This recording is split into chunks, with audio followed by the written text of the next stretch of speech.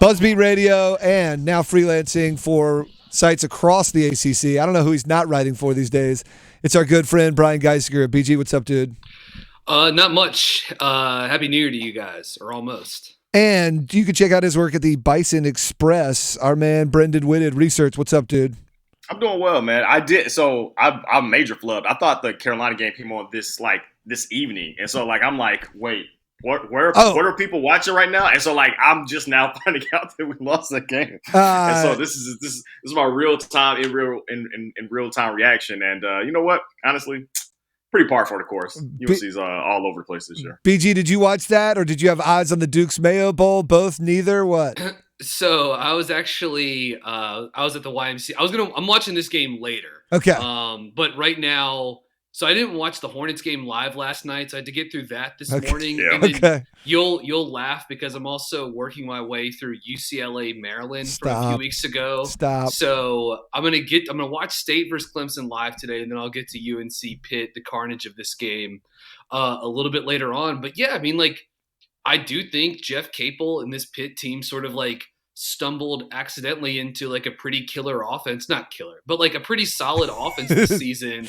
Last year, they were so dependent on John Hughley, who was I think he was honorable mention all ACC last year, but was a center that could pick and pop a little bit, but mostly played out of the post, would score out of the post, tons of usage, and they would run offense through him. And this year, they just got lots of guards, and they're all fourth and fifth year seniors. They can play 5 out. And this dude, Blake Hinson, the guy that the transfer they got from Mississippi that's missed some time with injuries, has been really good for them today. And he had a nice game. So they're hard to guard because they've got decent size. They shoot a ton of threes. They space the floor. And they've got some guys that can make tough shots like Jamarius Burton. No, I don't want that. I need you to watch the game and just tell me all the calls they got wrong, BG. I will say it is interesting to look at the box score and that's why I do want to watch this game, because in terms of some of the 4 factors, UNC UNC was better on the UNC had more offensive rebounds. UNC got to the line more. It's not like Pitt had a big game shooting from deep, to pull the upset off. Yeah, they just outperformed them on 2-point attempts. So we'll have to see how the cake was baked in that one. Is this a bad loss for UNC? Yeah, it's not good. That's for sure. Although Pitt is they're not. You might be – I don't know where they are in the net, but Pitt is a top 75 Ken Pom and Bartorvik team. So they're not terrible. And this was on the road, but I don't know where Pitt is in the net right now. It's a good loss. It helps the resume. That's how it works. All right, let's start with a question for both of you, and then I've got some questions I might just ask specifically to one person. Let's go with an easy one. What's something cool you got for Christmas that you liked? Either something that surprised you or something that you requested. Brenden. Sleep. Come on. I'm serious. As a person that cannot sleep through the night at all, being able to go back home and it was just real. It was incredibly chill. I was just talking to Victoria about this. All I did was watch sports, cook, and eat. We're not really a presents family. It's not really that's not our bag. Okay. But just being able to kick it honestly, and not think about anything other than sports and food for a few days.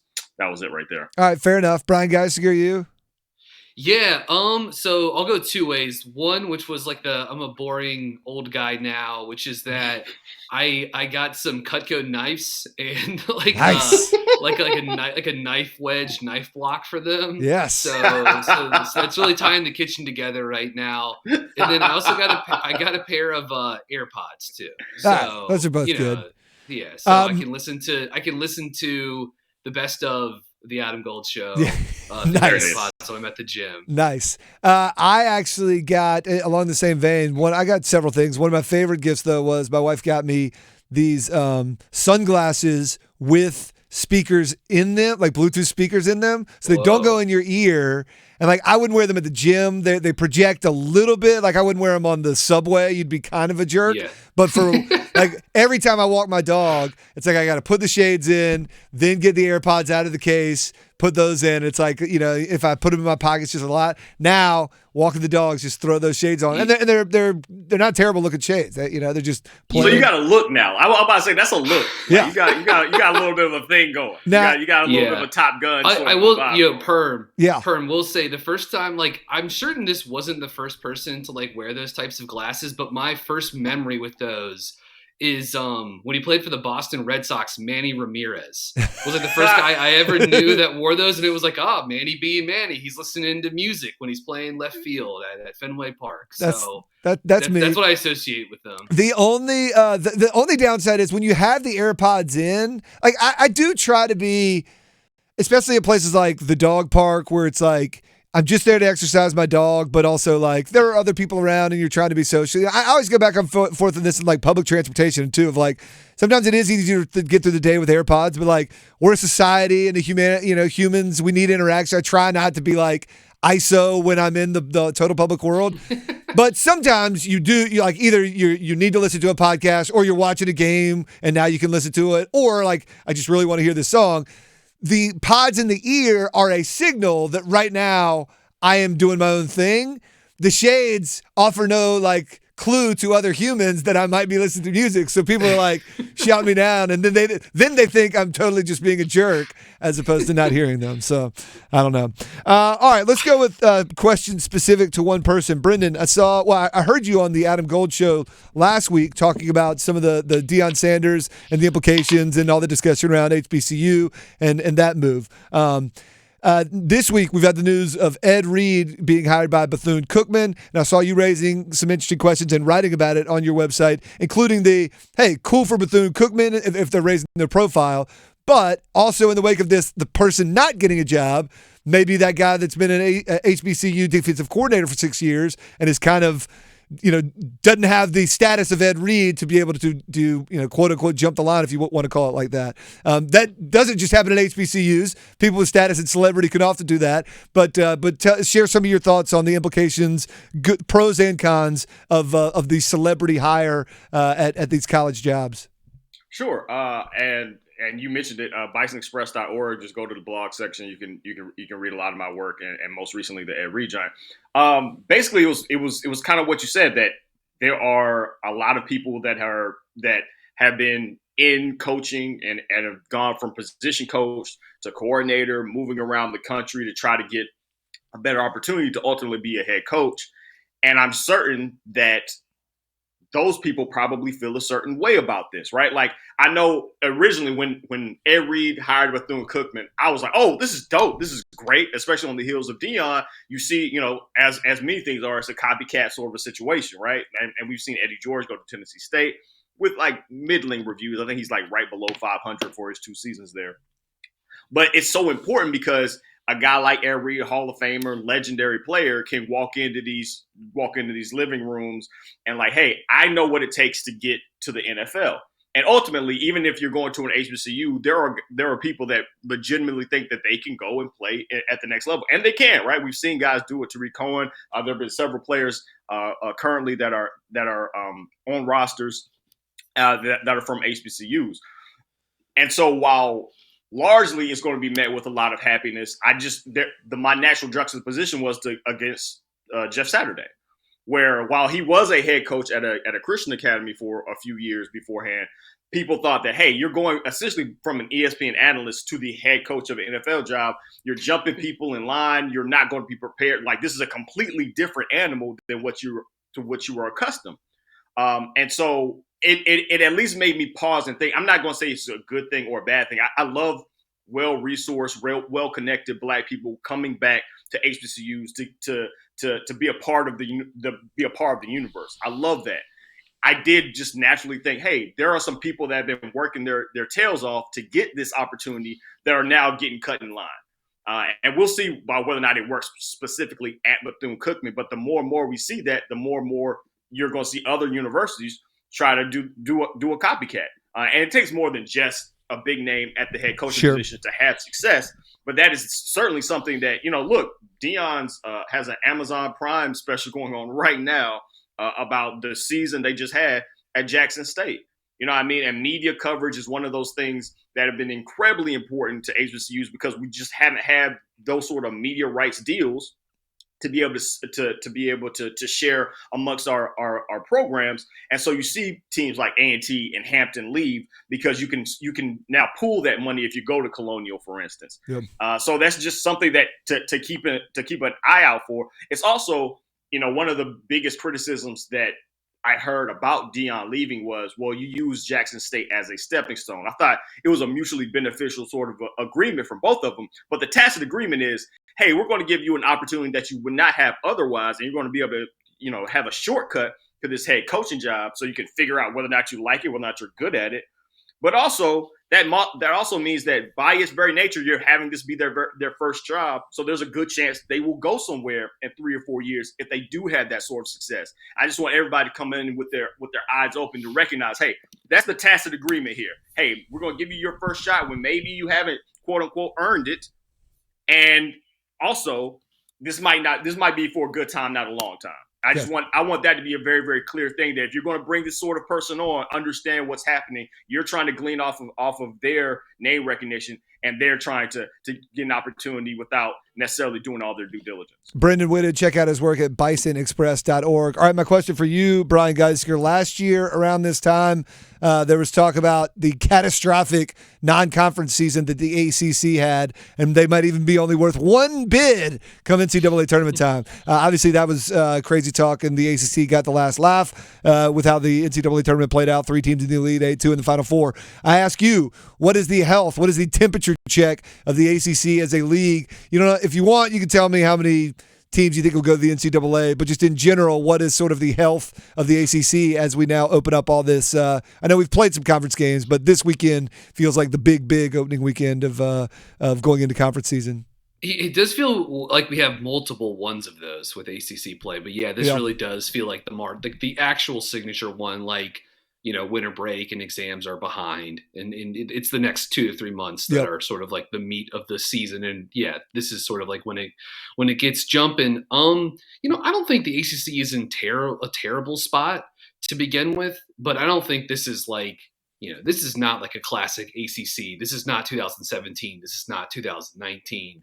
Right now I think there are like 5 teams that have a chance of winning the league this season, and being teams that could probably not only make the NCAA tournament, but get to the second weekend or get further than that.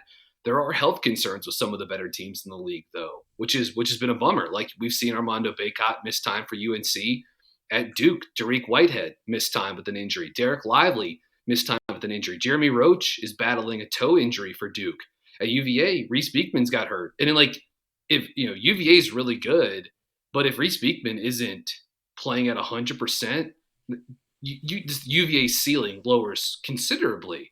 And you have a team like Virginia Tech that is really good, but they're not like the longest and most athletic team either. So as good as that offensive personnel there is, Sean Padula is having an all-ACC, like a first-team all-ACC season at point guard. Justin Mutz, who's been in in college basketball for like 18 years now, but is awesome.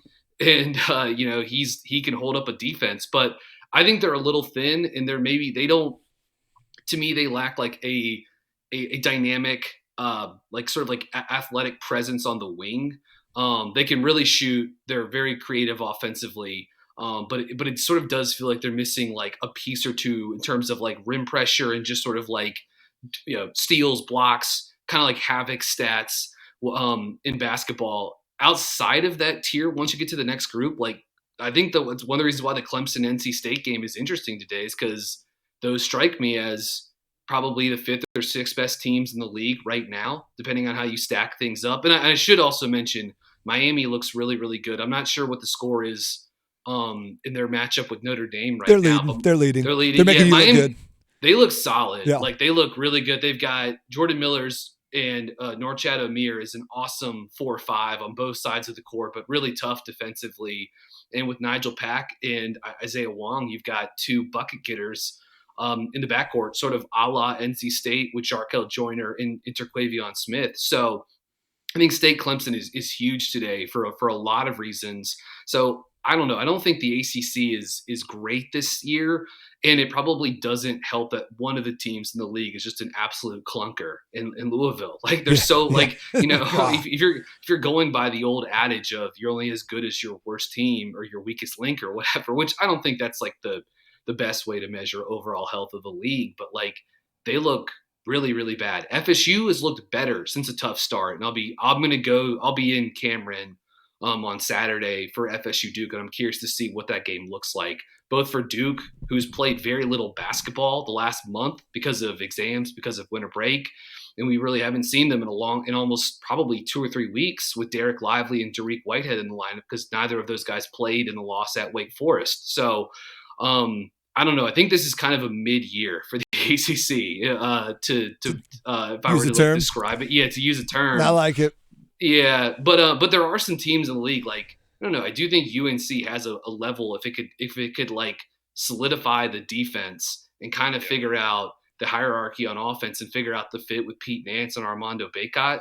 I think they have a chance to be Final Four good. Same with Duke if Tariq Whitehead comes online as sort of like the slasher that everyone's hoping him to be. Miami looks solid, UVA solid, Virginia Tech solid, and I don't know. I think State is at least an exciting team, and a team that I think maybe has another gear. But it is going to be tough for them getting into conference play, trying to figure out the center rotation without Dusan Mahorchik. Brenden, anything to add? No, nothing at all. I'm mostly just watching UNC, so I haven't gone around nearly enough to say anything. I knew the BG has been writing for every ACC team site, so he had the answer. But I didn't want nothing of any import. You doing the polite head nod, and I don't know if that meant like I've got a point to add there too. Just an update on the Duke's Mayo Bowl. Maryland has kicked a field goal. They lead 13-9. There have been, like I said, there's been some chippiness. There've also just been like some straight up hard hits. Like a dude will run for 7 yards and then just get tackled like pretty hard. So it seems like both teams care, which is more as much as you can hope for in a bowl game. What were you going to say, BG? Can I predict the future here real quickly for you? Yes. Can I give you the next score update? Yes. It's going to be Maryland winning 13-12 after NC State kicks another.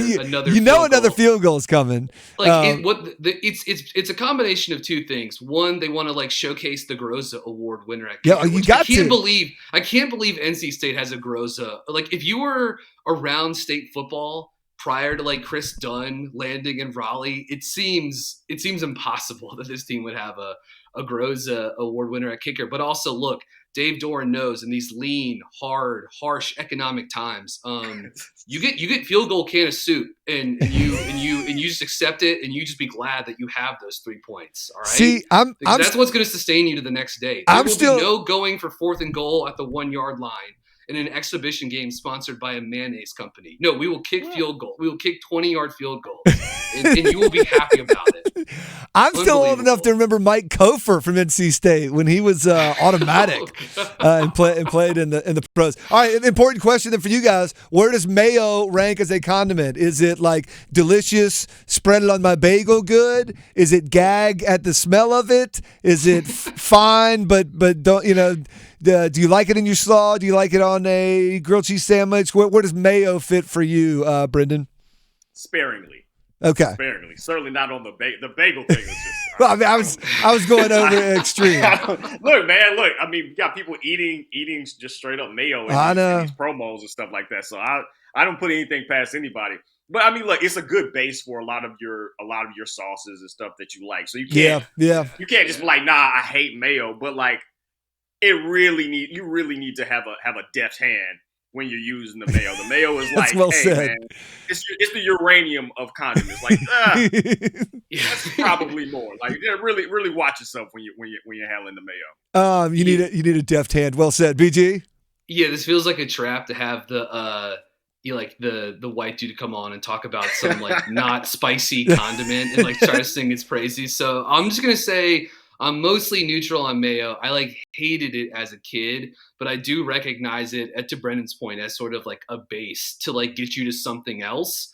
And I guess I do like a tomato and mayo sandwich. It's like I guess a Southern delicacy of sorts or whatever. So that's cool. But It's not really my jam unless you're using it to kind of as a building block to get to something else, I think. So I just assume BG, I just assume you're going to put on one of those cannibal sandwiches. Oh, God. Get out of here with that. Get out of here. The raw ground beef and just like slather some mayo on there and you in there. Wisconsin, like swimwear. Wisconsin people. And they're doing that too. They're wearing swimwear, walking around while eating these cannibal sandwiches. The Midwest is a wild place, man. I will say I've probably expressed this to both of you guys. I know BG, who I happen to see more often, but I have been blown away at how much my taste buds matured in my later years. Like I figured after 35, like I'd matured some, like I'd added some things to the mix or like didn't have to pick things out. I could just eat the meal as it was, But I was surprised at how much like I like tomatoes now. I like onions and things like that, And mayo is one of those ones, like you guys, I recognize that it is in my blue cheese dressing. Like I try not to separate the flavor palette and so I don't but I wish I look at a turkey sandwich with just a little bit of base of mayo on that white bread to give it the moisture. And I'm like, I want to like that. But I have not gotten to the point where I could just do mayo standing alone, like as a condiment on that leftover turkey sandwich. Anyway. Yeah, no, I don't want that at all. All right, quickly, I want to hit some professional sports since we're in Charlotte for the Duke's Mayo Bowl. Panthers, have they kept you watching this year? BG, start with you. No, I've come back. You can be honest. Okay, I've come back because like there was a point of the season where it's just Matt Rule and it's just this dumb oaf leading this team into loss after loss and just cliche after cliche in the press conference and everyone's checking out and David Tepper is for some reason like yelling at the fans and the media like instead of like there's no mirrors at Bank of America Stadium. It's so sensitive.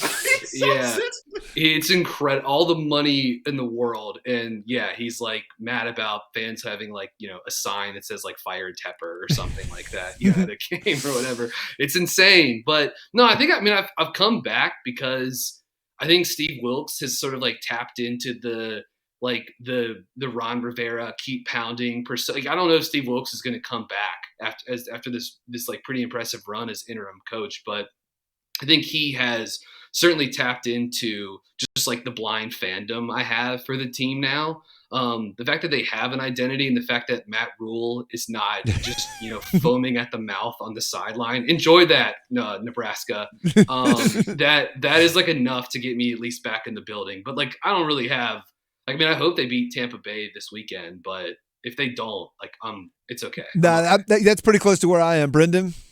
I've been all in on this team all year. Okay. I have no idea why, but I've watched pretty much every single game. And like BG's 100% right. Some of those Rule games, I was just like, man, we are really, really bad. But the thing that kept me coming back was the NFC South, about how terrible they were. Yep. I was like, hey, I'll be the tallest dwarf in class, right? Like, somebody's got to come out of this giant. So, and then Steve Wilkes, especially after he got done dirty in Arizona, he got 1 year and then he got fired. Which ties into a whole bunch of other stuff. But I was glad that he at least got another opportunity. He's a North Carolina guy, had been associated with the organization previously, and he's 5-5 as interim head coach. Now based on the presser that Tepper gave when he was straight up asked, hey, does Wilkes have a legitimate chance at, I'm paraphrasing, but does Wilkes have a legitimate chance at getting this thing? He's like, if he does great, we'll consider him. So it's really sounding like, right? It sounds like, like, hey, if you ask somebody out and they're like, if this date goes perfectly, I guess you'll see me again. Like, all right, cool, probably would put any more space on my calendar for that. But I'm hoping, right? And I at least, if he gets this team to the playoffs, I think it will be very, very difficult to then come back to your fan base and be like, nah, we don't want him because he did such a great job hiring Rule the first time. Right? Especially because there is take the people in the situation out of it. Philosophically, I am a do not promote the interim guy, right? That's just the history says bad. But it does feel like there's a fine line in this place, both like the way he shifted, the feel of the season, kept the fan base from going total into like a total apathy, right? Like BG said, an identity. We can be like, hey, we might have to win this game 10-7, and the 7 of our touchdown might have to come from our defense. But you know what? There's a chance we might do that. Like we're in it to watch for that. And like watch Brian Burns like go out to people. Like it's fun, you know. Like and the team is not bad too. Like no. Like they have a talented team, particularly on defense. You have like Luvu and Derek Brown, and Brian Burns and Horn. Like they have talent on that side of the ball. And when they get straight up average play, like I read it on this show, whatever Darnold's line was last week was like the most average NFL. Now again, you're average in the NFL, which is hard to do but like 1 touchdown, no interceptions, 200 something yards. And it's like boom, that's it, baby. Average quarterback, and then no interceptions, get the ball down the field. So philosophically, I'm not an interim guy, but it does seem like there's a place to, especially because Wilkes is a defensive guy. Yeah. There's a place to bring in that great offensive coordinator and know that they're going to be running the offense, right? And that Wilkes is going to be the culture, character, definitely on the defensive side. Hopefully good enough with the on-field and in-game transitions, which they've been good at under him this year. Where's the rule? There's a place. Yeah, there is a place to focus on the offensive coordinator and keep Wilkes in place and be okay with it. So I don't know. I'd love to see it. All right, finally, and with Wilkes, it's like short of him being the first coach to lead like an 8-9 team to the Super Bowl, that like Tepper in the front office can't wait to bring in some 100%. Quarterback guru. 100%. Some guy that had a cup of coffee with Sean McVay 4.5 years ago. That's what I mean. And is also white, too. There's a place to do that for offensive coordinator, but you're right. He's just going to do it. And Brendan is so right. When he didn't even dare say, well, I guess if he wins out, we'll keep him. But then it's like, well, if he does it, you're not going to put a number of wins on it. You're just going to vaguely say, well, I guess if he does great, he might have a chance. Like, no, I don't know. There's no standard for that. Like, sorry, guys, 5-5 isn't great. Yeah, sorry. All right, and then final question for you guys. I'm going to start with BG because also BG quickly give me the backstory on where we are in this situation. But LaMelo actually looked great last night, although I'm not mapping out his defensive plays. I'm watching behind the back passes and threading the needles and being 1 assist away from a triple-double. So, yes, I am a fan. Remind me on where we stand on when would be the first time he could possibly leave, and are we at risk of losing Melo the way this season's going? And he's okay, good. No, not. It's not. I mean, I think if it kept up like this for a few more years, maybe you'd see, and who knows, maybe there is some need to at some point in time force his hand or whatever. But look, LaMelo is in year 3 of his rookie contract, which means starting this offseason, the first day of this offseason, LaMelo Ball and the Charlotte Hornets couldn't agree to a 5-year rookie max extension, right? It's what Brian Windhorst at ESPN always refers to as the fun max, because it's the first time for one of these guys to get like really, really paid. Right. And they invariably sign the contract. I suppose there's a chance LaMelo could turn down the extension. It's highly unlikely if someone's going to drop $150 million on the table and for you to say like, I'm all right. But maybe someone like LaMelo, like LaMelo Ball, who is a star on and off the court, has a shoe already with Puma. Like, maybe he's the kind of guy that would say like, I'm not sure about this, but I'm pretty certain. I feel pretty confident that at 6:01 p.m., the night that the free agency offseason starts, we're going to get a tweet from Adrian Wojnarowski saying LaMelo Ball and the Charlotte Hornets have agreed to a 5-year rookie max extension. My guess is that 5th year is probably like a player option. Like I doubt the team gets that. So it'll really be like a 4-year option. And I guess the thought would be that if things continue to like not be good, if the team continues to look like this into the second contract, then maybe you would get LaMelo demanding a trade out, but not until he would sort of like lock up this kind of money. And I think also like this offseason and the way the rest of this season goes, leading into the trade deadline, leading into the draft lottery, like we're going to know more about this team even before the draft. But, by the middle of May, when we have the lottery, we'll know a lot about this team. We'll have an idea because we'll know if they've traded Terry Rozier or Gordon Hayward, or we'll know if they've traded, Mason Plumlee or something along those lines. We'll know if they're going to completely like botch the, continue to mishandle whatever they're currently doing with Miles Bridges, which that's a whole other conversation. I think that sort of extends beyond the team building construct for a guy that I don't think should be, I'm all for second chances, but I'm not sure that guy should be playing basketball in the NBA anytime soon. And so there's opportunities for them to pull some levers and to build this team up properly around LaMelo. But I do think we're still a couple of years away from that. And if it were to come, it's not going to be in free agency. It would probably be via trade. Like a trade demand or something like that. Yeah. Brenden, I had optimism for the Hornets after last season. Obviously, some of it was the Miles Bridges stuff, which it is what it is. Like you didn't see that coming. Obviously, there's no way to foresee that. That was not a basketball thing or a contract related thing. But there's not been a whole lot of optimism about the team this season. What are the things that you're most optimistic or that make you the happiest about the Hornets right now, so I can feel better about them? Besides Mark Williams looking good last night. I did see that. I was about to say Mark Williams has looked good. And look, the Clifford and playing rookies or playing young players, I never thought it was a perfect match. I think that there's a lot of good things that Clifford, the head coach Steve Clifford, brings to them in terms of just like, hey, he's going to make sure you're playing hard.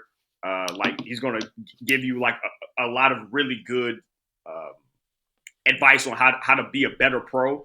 I don't think it necessarily that was what's best for a young team that's trying to grow. Because keep in mind, they pretty much everybody, the top four guys, you mentioned Bridges, Gordon Hayward, shocker, has missed time with an injury. LaMelo Ball, Rozier missed some time. Like this team was, whether or not we wanted them to quote unquote tank, God wanted them to tank, right? Like this was not going to be a good team this year with all the injuries and stuff like that. And so you immediately start looking forward to, obviously the Wemby sweepstakes is huge. Scoot Henderson, another big time prospect that'll be available in the draft. So the 1 and 2 this year in the draft is noticeable, right? Like it's like heading into this season, everybody knew who the first 2 picks would be. And either one would obviously be fantastic for the Hornets. You're a year closer to the end of Hayward's contract.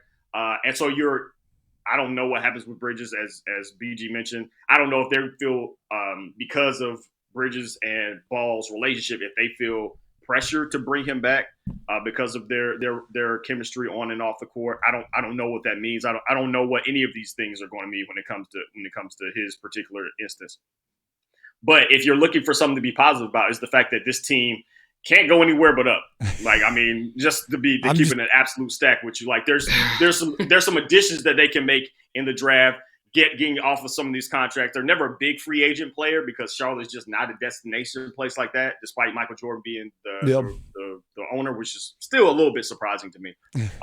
But like, yeah, they'll be able to have some flexibility and maybe get better in a very meaningful way in the next couple of years. Can't wait to get the 3rd pick in the draft. BG, you probably want to respond, but I have absolutely destroyed the clock. So you might have to talk Hornets next time you come on with Adam Gold, my man. I'm sorry about that. Eamon Thompson coming to Charlotte with the number 3 pick. I bet you know a lot about Eamon Thompson, Mark. Does he play for like Colgate or something? Or he plays for St. Mary's? Overtime. He plays for Overtime. Of course. Yeah. Guys, appreciate it. Have a good last day and a half of 2022. We will catch up with you guys in 2023. Appreciate it, fellas. See you next year, guys. Yeah, there it is.